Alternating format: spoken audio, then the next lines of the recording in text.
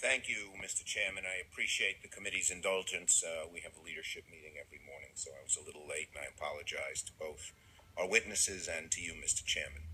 Now, I have the pleasure of introducing to this committee Kathleen Sweet. She's the nominee to be a U.S. District Judge for the Western District of New York. Her credentials are exemplary, and I'll get to them in a moment, but I wanted to first recognize her family because I know she's delighted to have them here in supporting her today. Her husband, Brian. Brian, raise your hand so we can see you. Hi, Brian. And her daughter, Caroline, and her son, Michael. Hi, welcome from Western New York here to Washington. Now, I was told that her father, David, would be watching back home from Buffalo, where Kathleen was born and raised, as the father of two daughters, one of whom got married 8 weeks ago, I'm happy to say. I know how proud he must be watching his daughter, Kathleen, here. So today's hearing is just a wonderful Father's Day gift for your dad, Kathleen, and I'm glad that he's watching. Now, you know, from the moment I first met with Kathleen Sweet, I knew we had found someone who'd be an exceptional judge.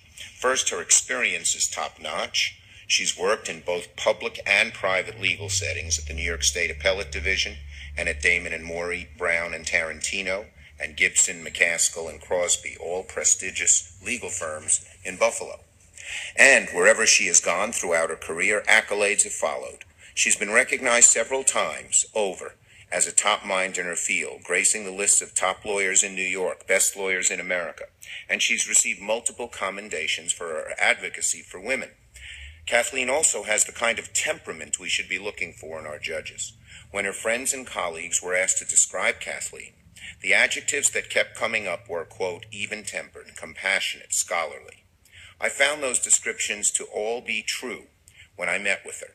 Not only does she know the law like the back of her hand, she knows how to apply the law judiciously. She is tough when toughness is required. She was a dominating force as the center for her Boston College basketball team. And she knows when justice must also be tempered with compassion, empathy, and mercy. And finally, Kathleen would bring another breath of sorely needed diversity to the federal bench of the Western District of New York. Kathleen would be the first female district judge from Buffalo. And she will join a district that only a few years ago was entirely male. We now have a woman from Rochester, too.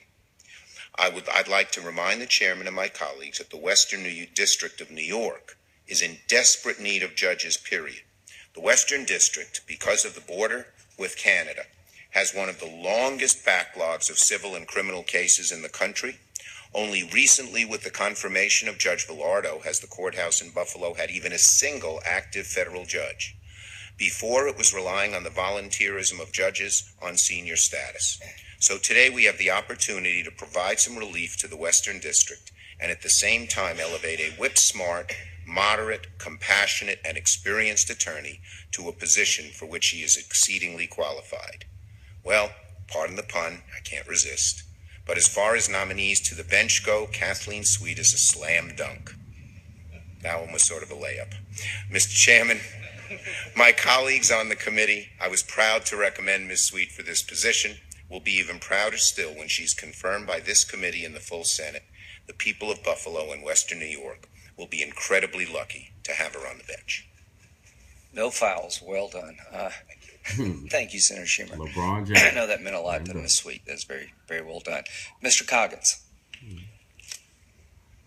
Thank you, Senator Graham. Thank you for chairing this committee hearing today. And I want to thank Senator Grassley, Ranking Member Leahy for scheduling the hearing, and the entire committee for considering my nomination. I would also like to thank both you and Senator Scott for your support and encouragement and recommendation of my nomination to the President. I would like to thank President Obama for the confidence shown in me to nominate me for this position. And I would also like to briefly recognize the Judicial Advisory Committee that Senator Scott has set up in South Carolina. I believe that I may have been one of the first nominees, or potential nominees, one of the first candidates to go through that process. And I found all of the folks with whom I worked to be very professional and very courteous in all my dealings with them. Today, I'm happy to have my family with me.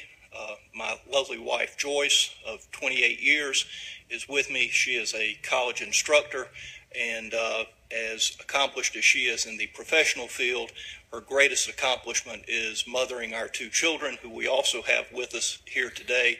My daughter, Jennifer, is a records archivist at the Wilson Library at the University of North Carolina in Chapel Hill. She was able to fly up last night to be with us. And my son, John, is an accountant, soon to be full CPA at a local firm there in Spartanburg, Maccabee, Schwartz, and Halliday. And I'm pleased that they could be with me today. A few family members that I would like to briefly recognize who couldn't be with me today.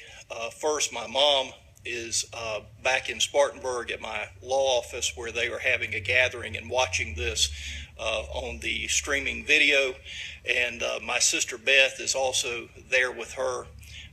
They have been incredibly supportive, and my mom has been one of the key influences on my life, and a lot of the values that she has instilled in me have allowed me to go on to have a successful career, and more importantly, a successful life.